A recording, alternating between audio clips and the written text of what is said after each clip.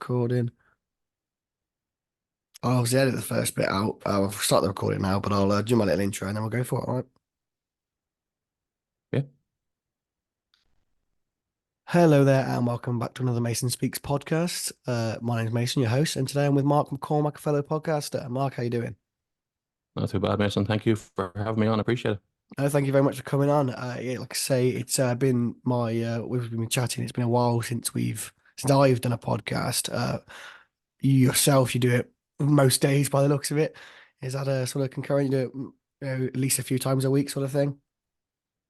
It's the new one that I'm doing now that I started from July. I was going to do it once a week, maybe once a fortnight, but I keep getting requests for people to come on. And as you know yourself, when you do a podcast and you think it's good, you're excited to get it out. So rather than having 7 or 8 in the bank, I put out 2 or 3 weeks sometimes. And that wasn't the plan initially. It was one a week. Yeah, no, that's I see what you're saying. It gets almost addictive to a point because you're thinking, gosh, I'm learning so much from these people, or I'm getting such reactions from the viewers, the listeners about the podcast. So it's really quite exciting to go through it. And when you get another chance to speak to someone, you think, well, what's the point in holding it back? Let's just get it out there and let's get it published. Um, do you want to tell us a little bit about yourself first of all, just sort of who you are, where you come from, that kind of thing, just so the viewers know who they're talking, listening to, shall I say? And I suppose it's like, you know, I'm on here probably primarily to talk about podcasting, but I'm 46 years of age. I'm podcasting for 4 years. So for 42 years, there was no podcasting whatsoever at all. I didn't know how to edit a podcast. I didn't know how to how to edit videos. I didn't know how to make clips. I didn't know how to do anything. I had 17 followers on Instagram and I think 100 Facebook friends, and that was it. Um, so podcasting wouldn't really have been my background. So about 14 years ago, I decided for some reason I'd be good at podcasting. Well, I had zero to back that up. As I said, I couldn't do anything. I didn't know how to do anything. I had no experience. And how could a guy from the Midlands in Ireland get guests to come on the show? But that was about 14 years ago. Just quickly after that, I was diagnosed with chronic depression. And I had that for 10 years. So in that time, I had 4 or 5 different jobs. I was just working, and eventually, and we can go into this later if you like, I got myself better. And when I got myself better, I said, you know what I do? I go right back to the thing I was going to do before I got chronic depression, which was podcasting. Because again, I think I might be okay. Um, Even though I have a flat kind of a Midlands Irish accent, and who's going to listen to that in the UK or Germany or Spain or Papua New Guinea or in the States? But it turns out a lot of people.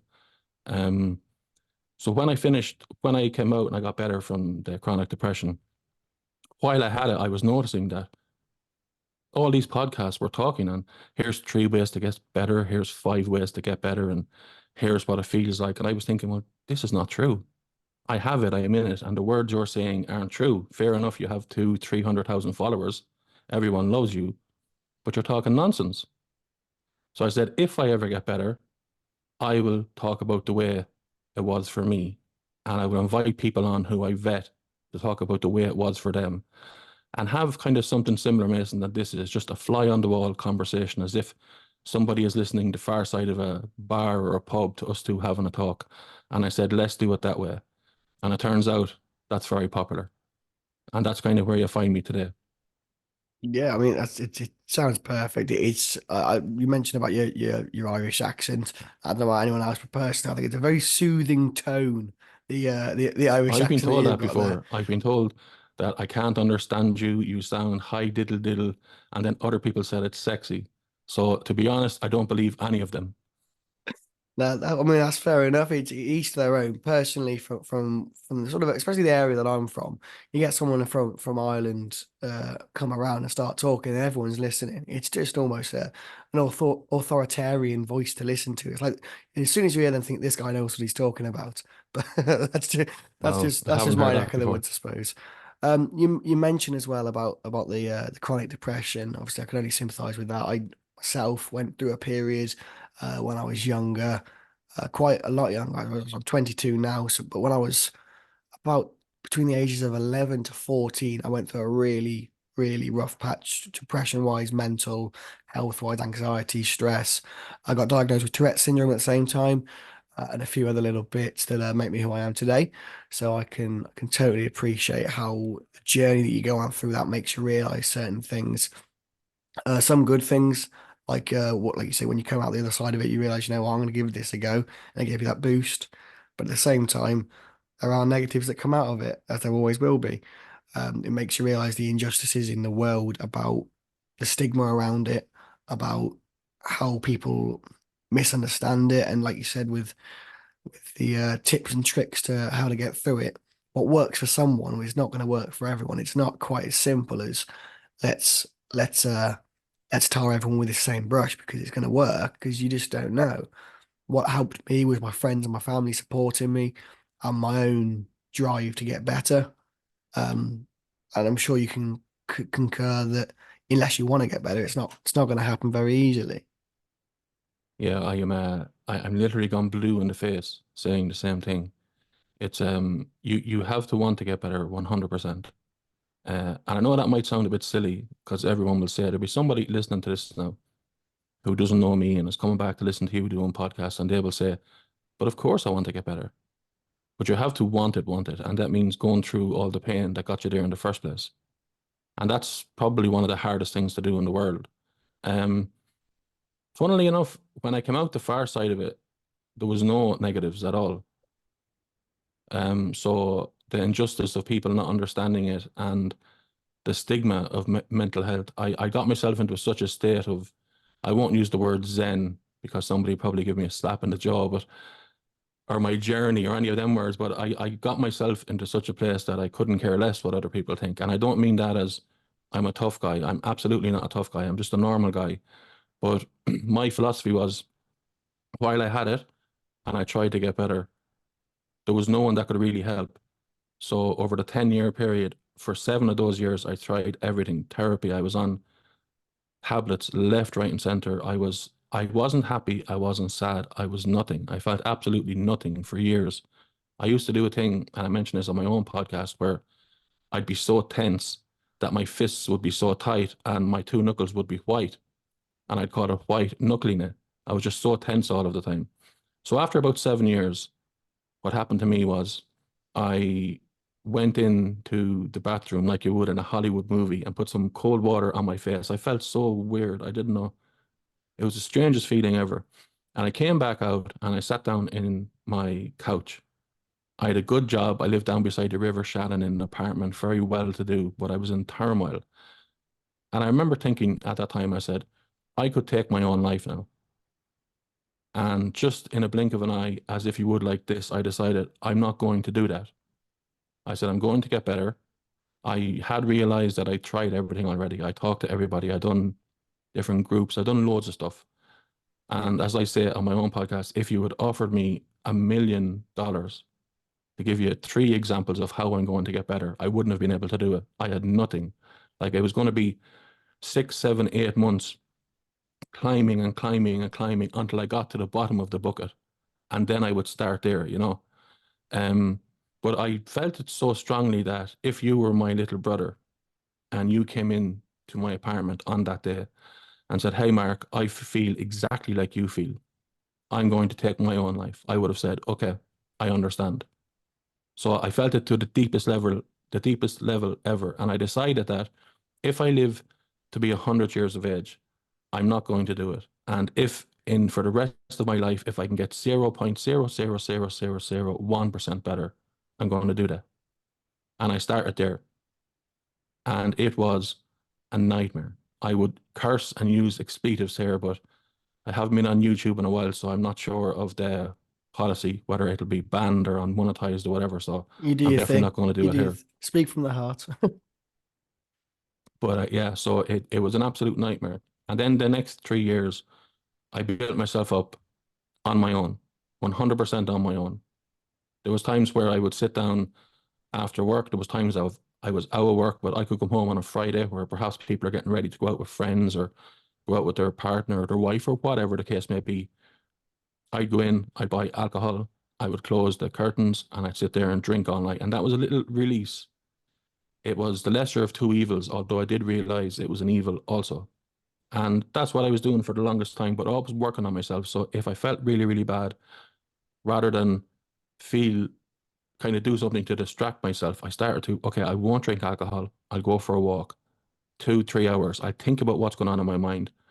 I'll think about like all the things that are wrong. Do I hate myself? Do I forgive myself? What exactly is wrong?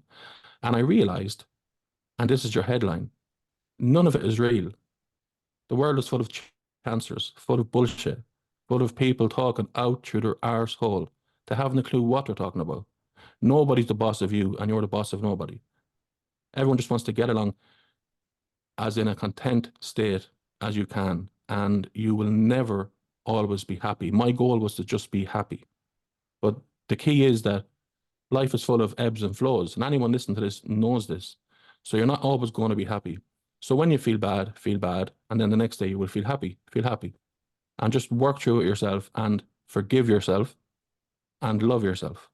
That sounds so silly. Before I got mental health problems, I would have never said I love myself, but I do. I'm my number one priority because I can't help you if my tank is not full. And that's my philosophy. So for me, when I come out the far side, it wasn't like I do feel empathy, I suppose, and sympathy for other people where, no one understood me while I was going through it. And that happened to me. I didn't get the help that I thought I get. That happened to me. I thought I'd have like circle the wagons of people around me. That didn't happen. And that's very disappointing. But I came out the far side of all of it, stronger than I ever was. And to this day, that's how I feel. I just feel fantastic, Wow, and I'm not happy that it happened to me, but I wouldn't change who I am now. Inside, I still look the same on the outside, but on the inside, I'm completely different. the more we talk, it makes me realize just how glad I am actually that you were the first guy that I've done a podcast with since I've come back, because everything you've just said there I can personally relate to. And I had no idea that this was going to have that much of an impact on me. But every single word of that sentence, that dialogue you had there, I can personally relate to. Some in the sort of further away past, and others quite recently. Especially what you mentioned about just getting a drink in you because it made you feel better, and that's for the last probably 9 to 10 months. Before recently is what I'd been doing. It was a case of, you know what, I'm stressed. I feel crap. What can I do that I know is going to make me take the edge off a little bit? So I'd have a drink. Please just say, recently in the last week, well, no, not the last week, in the last 3 weeks, sorry, I've started to reduce how much I drank, and now I've gone completely sober on it. I have no intentions, ideally, of ever getting back to even a social drink, because I know the damage that it did to me. Although I felt fine when I was having a drink, I wasn't dealing with any of the issues that I actually had.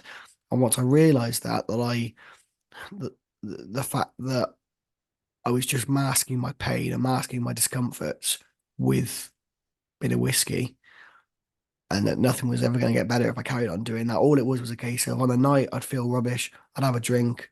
Next morning I'd wake up, feel really okay for an hour or two, do the same again.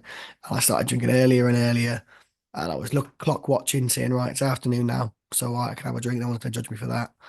And then it was a case of, on the day that I realised something was wrong, I got up, and don't get me wrong, I'm 22 years old. I was, up until a couple of months ago, I was working a great job, which I'm currently on leave from at the moment.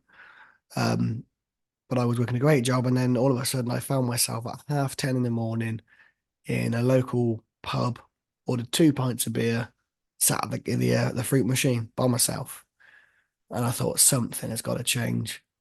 So I did. I changed everything. I went back home. Went back to live with my parents because they can guide me through the place. My parents have always been there, supporting me on that side of it. So I've been very lucky in that aspect of it. Um, but other things you said in that about how you wouldn't change what's happened to you. I'm exactly the same. There's no part of me today that regrets any of the journey I went through in terms of how I was feeling, my anxious thoughts, my intrusive thoughts, my all of that sort of mental health issue that I had. Not one part of me would want to change it, because now, as of today, I'm in control entirely of my emotions. So if I want to be happy, I'm happy. if I want to feel sad about something, something's upset me, then I let myself feel that. But to the point where people are walking around, like the world's on their shoulders and they feel like they can't do anything about it. I was there for that. I did that. And now I've learned to let go, to know that you can't change everything. You can't have an impact on everything. And that's why the more we talk, it's just so obvious to me that we've had in one way or another somewhat of a similar experience with these things, albeit events being different. The feelings that we likely felt were quite similar. I was only talking to somebody recently, Mason, and if I can use a metaphor of something that didn't happen, just for an example. So if I have mental health problems because I came back from the Vietnam War, and you have mental health problems because you were the only survivor of a four-car collision, our stories are completely different, but both of us have mental health problems. So if you can picture a field that's a couple of acres long, and in the middle of the field, there's a well, and the well is 50 foot deep. Both of us are in that well. It's absolutely irrelevant how we got there. Both of us are in it. And the only way out for both of us is up. And you might say to me, well, that's not true, Mark, because you were in the Vietnam War in this metaphor and people were expected to die, where I was a driver of a vehicle and it was not. It's irrelevant how you got there, whether it was abuse, whether it was yourself, whether it was death by 1,000 cuts, whether it was you broke somebody's heart, the death of a loved one. How you get there, everyone has their own story. But once you're there, you're all there. You're all in the well together. And what people with mental health do a lot is, I'll use me and you as an example. We're down this metaphorical well together. We have two completely different experiences of how we got there. And rather than talk and try to help each other out, we sit back to back. So we're in a room full of people, but we're never more alone ever. We feel lonely all of the time. We feel like nobody can understand us. But a lot of that is our own fault. But we don't realize that and we don't want to admit that. You said something important there as well, which is like other people, um, like I'm trying to think of a way to say this. Like I have a very blunt way of saying stuff, and I don't want to. Sometimes I come across other than I mean to.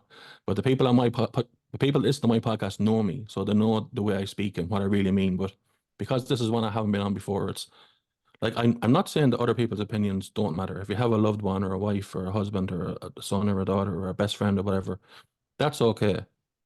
You can listen to people, but in the main, in general, you mentioned about walking around with the world on your shoulders. You're speaking my language. I had that. It was unbelievable. Every single thing on planet Earth annoyed me. Even the interaction on the high street in a store. I think, why did they say this? Why didn't they do that? They done this. I could have done it 10 times quicker. They work here. What's going on? Why did I get a ticket for my car? I couldn't park in the car park.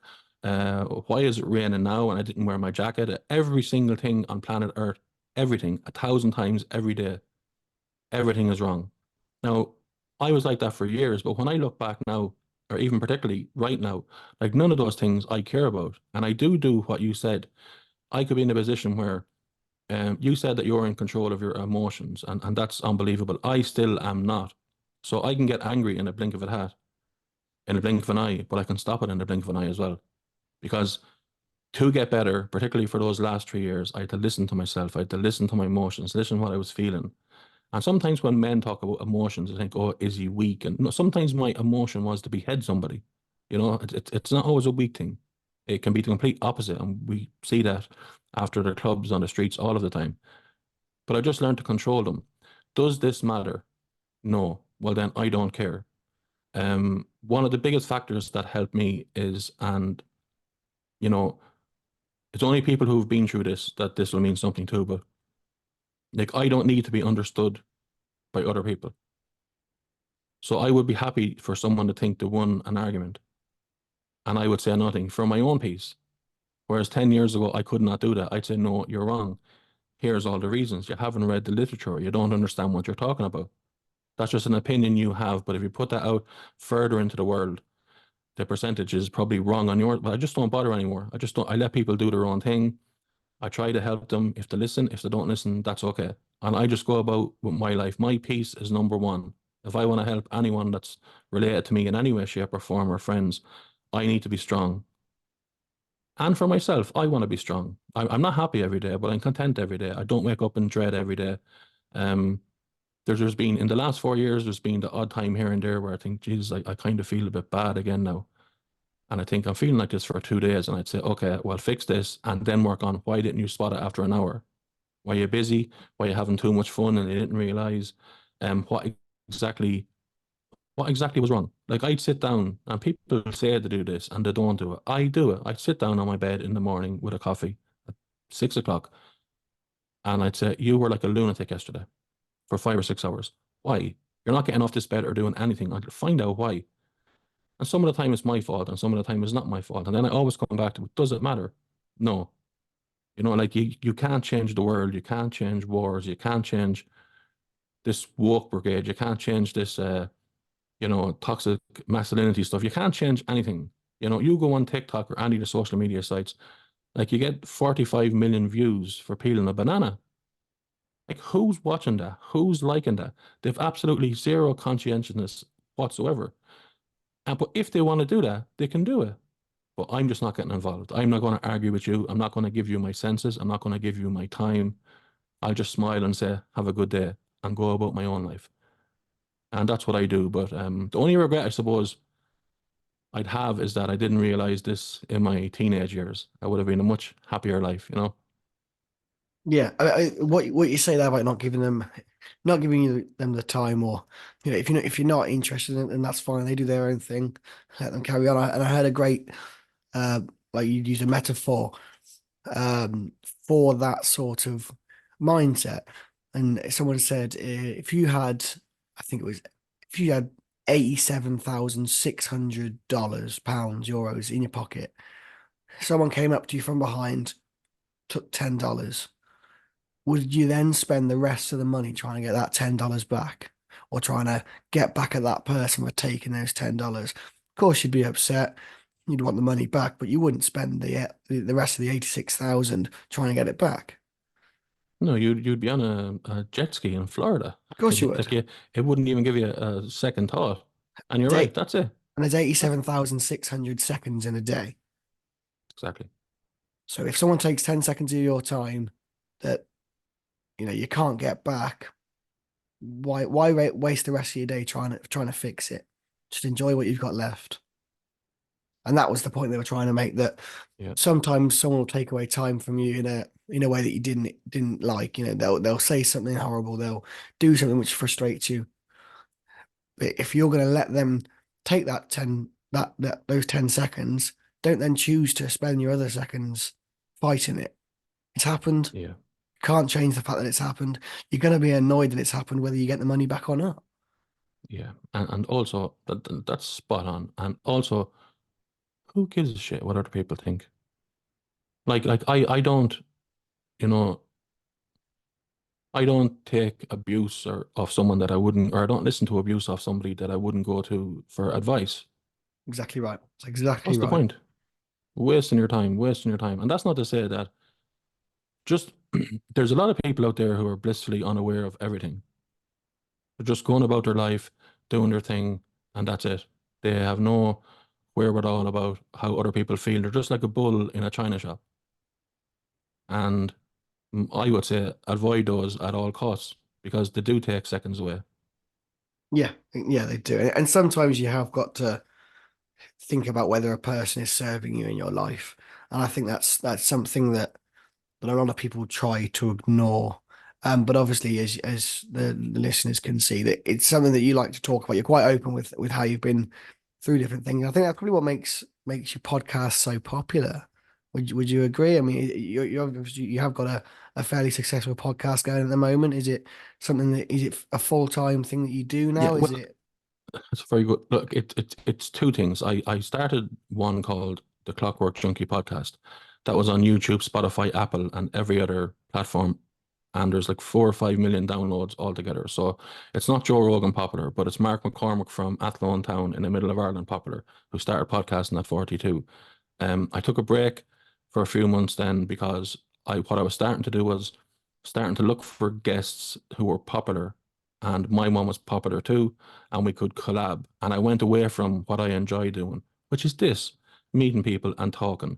I started a new one in July. That's Conversations with Mark.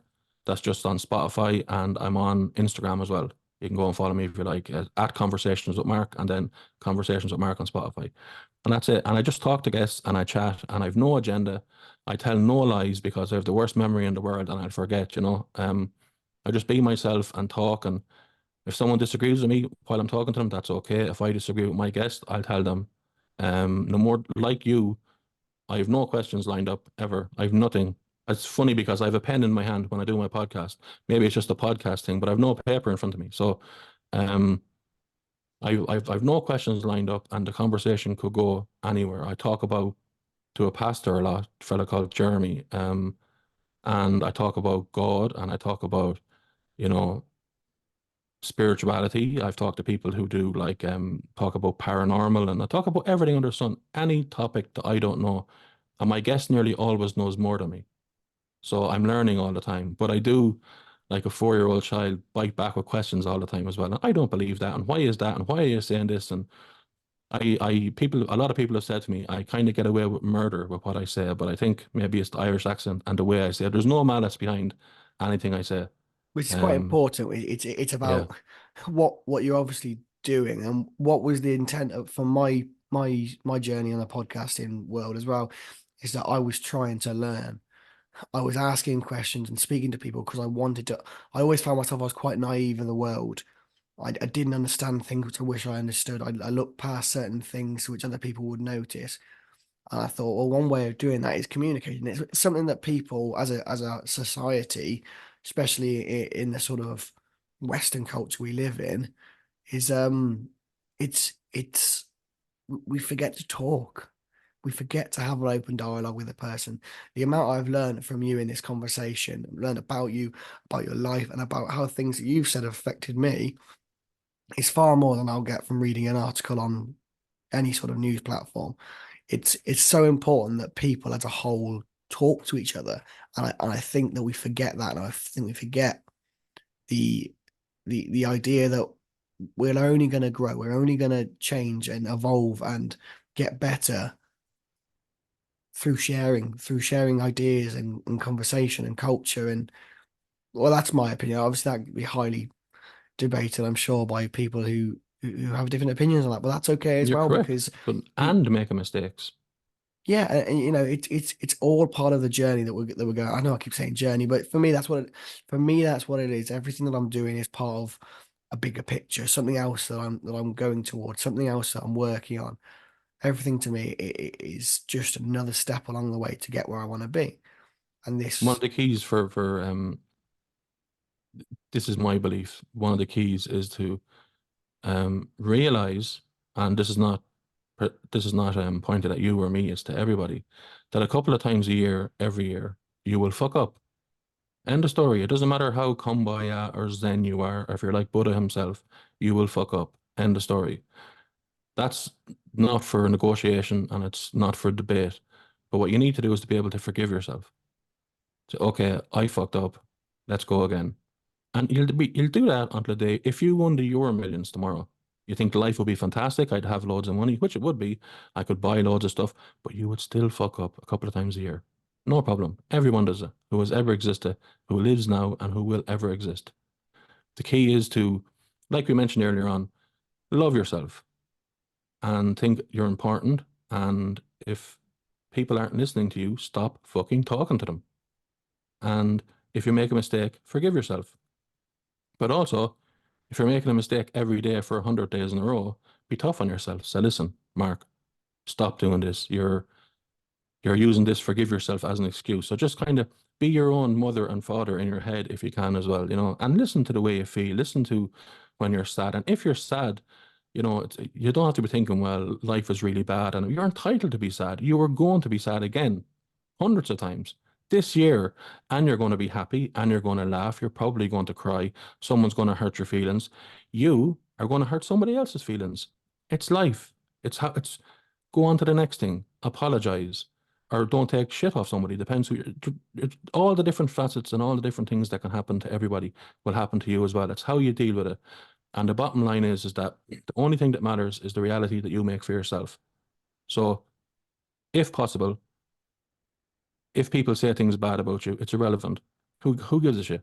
It doesn't matter. Like, you have to value your opinion in the first place. Forgive yourself as often as you can, and love yourself, and lead every day with trying to put your best foot forward and try not to be a dickhead to anyone. And treat yourself like someone who you are caring for, like whether it be your husband or your wife or a child. Treat yourself that way. If you ever see a child and everyone's kind of doting around the child and saying this child could be anything in their life, and look, they're so innocent, and we're all innocent. This is every single person that's listening to this. This is our first time in life. We've never done it before. So we're all learning all the time. So treat yourself as you would that someone that you care for, and go easy on yourself and just try to enjoy life, and don't listen to the haters at all. Don't even fight with them. Don't get the butterflies in your stomach and say, I would love to say to him, or I would love to say to, go for a walk, get a cup of tea, go to the gym, go to the cinema, do whatever it is you want to do. Read a book, listen to an audio book, look at YouTube, play a video game. Don't be worrying about them. Every second you have is an important second. And as you mentioned earlier on, you don't get too many. That's exactly right. And it's such a refreshing attitude to have, to hear that of someone with just speaking so passionately about forgiving yourself, but also being hard on yourself when you need to be. Because like we say, there's only one person that can bring you through troubled times, and that's yourself. People can help and support you and be there for you, but there's only one person who can bring you through the hard times, and that is the person that you look at in the mirror. It's yourself, it's your own conscience, and that's the only way of doing it. Mark, it's been absolutely phenomenal talking to you. I'm cautious. I don't want to, although I'd love to speak to you more, I don't want to run out of time on Zoom because I've just started.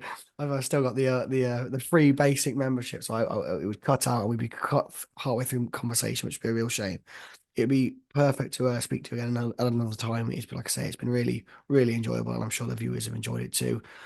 Please make sure to go and find Mark on social media. Said it's Mark McCormack chat. I think you said it was. Is that right, or was it conversations with Mark? Did you say? It'll be Conversations with Mark. You can find it So, on Spotify, Conversations with Mark, but maybe leave the link of the Instagram in the yeah. account. That's be at Conversations with Mark as well. I enjoyed coming on. I enjoyed the conversation. I'm glad you're going back podcasting. I always encourage people to podcast. It's not a competition. The more people doing it, the better. I really enjoyed the conversation. And a couple of years ago when I started mine, my Zoom used to run out as well. So I understand 100%. That's perfect. Thanks Cheers. very much for coming on, Mark. Thanks everyone for watching, and I'll see you next time. Perfect. Mark, I really appreciate that. It's got literally like 45 seconds left. I didn't want it to cut out partway through the conversation. I would love to speak to you more. It was really, really great to have the If you just conversation with you. if are you free for 10 minutes? I can be. I'd have to start a new Zoom. Is Yeah, of course. that Yeah, okay? yeah, But I'll drop you another yeah. link. I just want to talk to you for a minute. Yeah, Yeah, perfect. perfect. Appreciate that. Thank you. Do it now.